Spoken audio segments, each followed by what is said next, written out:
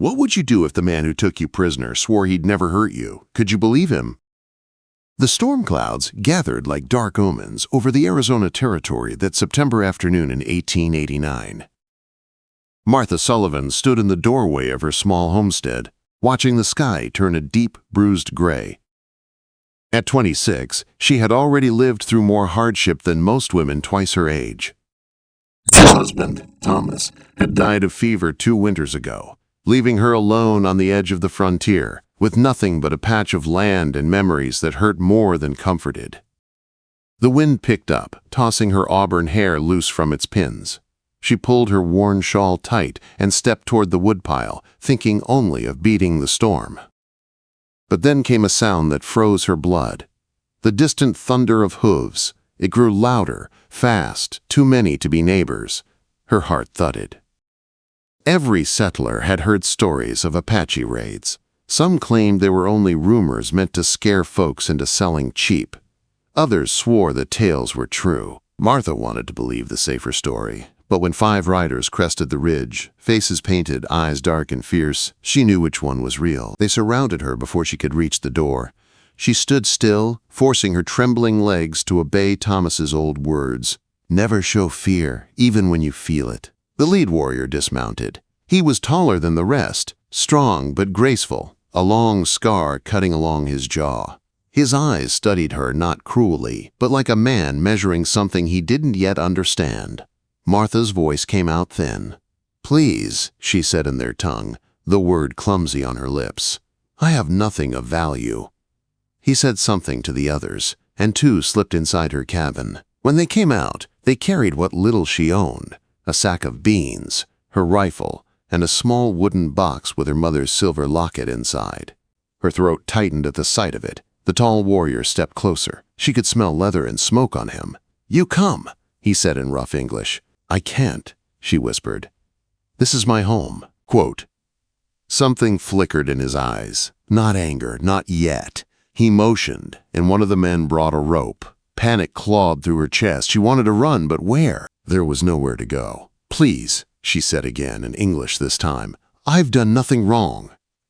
The warrior tilted his head as if her words interested him. Then, in one smooth motion, he lifted her onto his horse. His strength shocked her, and the strange gentleness of his grip even more. He swung up behind her, his chest firm against her back as he took the reins.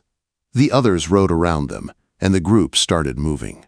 Her cabin, her life, grew smaller with each step of the horse. The first raindrops hit her cheeks, cold and heavy. The warrior reached behind him and pulled a blanket over her shoulders. He didn't speak again. They rode for hours. The land changed from dry grass to red-walled canyons that glowed faintly under flashes of lightning. When they finally stopped, the storm had passed. Martha saw a hidden valley filled with dome-shaped shelters, fires flickering between them. It was an Apache camp. Children played, women worked, men tended horses. Every head turned as they entered. Martha could feel the eyes, curious, wary, some hostile. Her captor helped her down, his hand steady at her waist.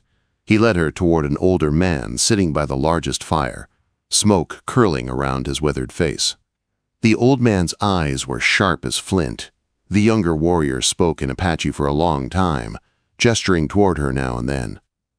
The old man listened, then answered in a tone that carried finality. Whatever he said made the younger man's jaw tighten. Then he bowed slightly and led Martha away. He took her to a small shelter on the edge of camp. Inside, it was dim but clean. Buffalo robes, woven baskets, and a small fire pit. When he followed her in, Martha pressed herself against the wall, her pulse racing. He crouched by the fire and lit it with practiced hands. The light revealed more of his face, strong features, steady eyes, and a mouth that didn't seem used to smiling. "You are mine now," he said in accented English. Martha's breath caught. "I don't understand. Why have you taken me?" He was silent for a long moment, eyes on the fire. "Chief says I must take wife. Others bring Apache women. I choose different." She stared at him. "But I'm not. I don't want." "You are a widow," he interrupted. "No man waits for you." The words hit her like a slap. Not cruelly spoken, just blunt truth. That doesn't mean I want to be. My woman, he finished simply. Martha shook her head, tears burning her eyes. Why me? He looked up at her then. My mother was white, he said. Taken long ago. She taught me your words before she died. I choose you because you stand straight when afraid. Because you say, please, in my tongue. Because you are strong, like her. She didn't know what to say. He stood and moved to the doorway. I am called Marcus Redhawk. Sleep now. You are safe. Safe, she repeated bitterly. I'm your prisoner. He turned back to her, his eyes unreadable. Yes, he said softly, but my prisoner. No other will touch you. Then he left. She heard him settle just outside the shelter, guarding her. Martha sat by the fire, trembling. That morning she'd been planning to mend a fence. Now she was in a foreign camp, claimed by a man she didn't understand. And yet, when she remembered the quiet way he'd covered her with the blanket and the promise in his eyes that she would not be harmed, something deep inside her shifted. Fear still held her, but another feeling began to stir. Curiosity. Outside, the night wind moved through the valley. A woman sang somewhere in the darkness, her voice low and haunting. Martha lay down on the buffalo robes, too exhausted to cry. Just before sleep claimed her, she heard his voice again, soft through the hide wall. I will not hurt you. This I promise. Her eyes flew open, heart pounding. She wanted to ask why. Why take her if he meant no harm? But her lips wouldn't move. And as the firelight faded, Martha Sullivan, widow, settler, captive, drifted into uneasy sleep on her first night in the Apache camp, while Marcus Redhawk kept silent watch beneath the stars. When Martha woke the next morning, it took her a moment to remember where she was. The sounds were unfamiliar. Women speaking in Apache, the laughter of children, the clatter of tools. Then she saw the curved walls of the small shelter and smelled the faint smoke of last night's fire, and the truth settled heavy in her chest. She wasn't dreaming. The hide door rustled, and a young Apache woman entered, carrying a basket and a clay jug. Her dark eyes were curious but kind. She said something Martha didn't understand and pointed to the water. I can't, Martha stammered. The girl smiled and pointed to herself. Ayana, she said clearly, then touched Martha's chest. You? Martha, she answered softly. Aina, the girl repeated, grinning. She motioned to Martha to wash. Martha nodded in thanks. It wasn't kindness she had expected here, but it was welcome. After Ayana left, Martha stepped outside. The camp was alive with movement. Women tended fires, men mended weapons, and children darted between shelters. The smell of cooking meat mingled with smoke and dust. She saw Marcus talking with two warriors near the horses. He looked different in daylight, calmer, though still commanding. When his eyes found hers, he said something to the men and came toward her. You wake, he said simply. I suppose I should thank you, Martha said, unsure if it was sarcasm or gratitude that shaped the words. He tilted his head slightly. You slept. No one harmed you. That is enough. She crossed her arms. What happens now? You learn, he said. Work, live, same as others. I don't belong here, she whispered. He studied her for a moment. Belonging takes time, you will see. Before she could argue, an older woman with gray streaks in her hair approached. She spoke rapidly to Marcus, then handed Martha a wooden bowl and pointed toward a large pot simmering over a fire. Marcus gave a small nod. You help. Learn from her. She is Ruth Clearwater. Good woman. Strong. It wasn't a request, so Martha spent the day learning. She ground corn, stirred pots, carried water, watching and copying the other women. Her hands ached and her back throbbed, but the work steadied her. It reminded her of home, though home now felt like something from another lifetime. By afternoon, she noticed a rhythm to the camp. Everyone had a purpose, every movement part of something larger. The Apache were not savages, as the papers claimed. They were a people bound by family, order, and quiet strength. When Marcus returned later, his expression was unreadable. "You work well," he said. "I didn't think I had a choice." "You always have choice," he said, his tone even. "Cry, run, fight, or live. And what would happen if I ran?" He didn't hesitate. "You would die. This land kills those who do not respect it. Coyotes, men, sun, they all take what they want." His bluntness chilled her, yet beneath it she sensed no cruelty, only truth. That evening, the camp grew lively. A hunting party returned, dragging a large deer. The air filled with excitement. As everyone prepared to skin and divide the meat, Marcus approached Martha again. "Come," he said. "Eat with me." They sat near a small fire away from the noise. Marcus handed her strips of dried meat. She chewed slowly, her hunger stronger than her pride. After a while, she asked quietly, "Your mother, she was white, you said?" Quote. He nodded. "Sarah Mills. From wagon train taken many winters ago. She lived with us 10 years before sickness took her." Martha hesitated. "Was she happy?" He looked into the fire. "What is happy? She survived. She loved. She raised me." Sometimes she looked east, and her eyes went far away. Maybe she missed her other life, but her heart stayed here. The thought lingered between them. Could a woman learn to love where she'd been taken? Could she belong among those who had stolen her world? "Your father," she asked softly, "died in battle with Mexican soldiers when I was 15. My mother wept for him. Her love was real, even if it began in capture." Martha stared at the fire. "Is that what you expect of me? To love you because I must?" Marcus's gaze found hers. "I expect nothing. You will live or not, adapt or not. Love cannot be forced. It comes like rain when it will." They sat in silence, the crackle of the fire their only witness. Later that night, as Martha returned to her shelter, she heard angry voices nearby. Peering through the dark, she saw a woman speaking sharply to Marcus. The same woman who'd glared at her during the meal, strikingly beautiful, proud, her long hair braided with beads. Her words came fast, filled with heat. Marcus answered calmly at first, then more firmly. The woman turned and stormed away, her eyes flashing toward Martha's shelter. Martha's stomach twisted. She understood enough to know jealousy when she saw it. When Marcus took his place outside her shelter again, she called softly, "Who was that?" He didn't turn. "Ita. She thought she would be my wife." "And why wasn't she?" "Because I saw what her heart was made of, stone and pride." "Then what is mine made of?" she asked before she could stop herself. He glanced over his shoulder, his expression unreadable in the flickering firelight. "We will see." Days passed. Martha learned to weave, to grind corn the Apache way, to understand small pieces of their language. The people remained cautious with her, but not cruel. Even Ida, though cold, no longer looked ready to strike. Then one morning, everything changed. A band of warriors rode in fast, dust rising behind them. Their faces were grim. Shouts filled the camp. The women began packing quickly, gathering children and supplies. Marcus appeared, his eyes hard. "Soldiers," he said. "In the valley. We move now."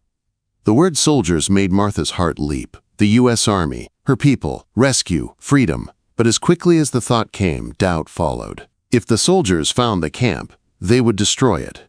She had seen enough of how the army treated tribes. Men shot, women taken, children dragged to missions. Marcus grabbed her arm. "Pack, take what you can carry." They tore down shelters with astonishing speed. Within an hour, the camp was on the move. Martha rode behind Marcus again, her arms around his waist. She should have felt only fear, but somewhere inside, another emotion stirred. Loyalty, maybe even belonging. They rode hard through the hills, crossing rivers and canyons until the sun dipped low. When they finally stopped, everyone was exhausted. Marcus helped Martha dismount. "We are safe for now," he said, scanning the horizon. She looked up at him, the fading light catching the edges of his face. "Why do you keep protecting me?" He was quiet for a long moment. "Because when I found you, I saw someone still fighting to live. I will not see that spirit broken."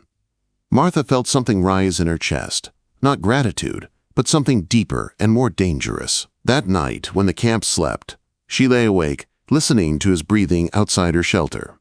For the first time, the sound didn't make her feel trapped. It made her feel safe.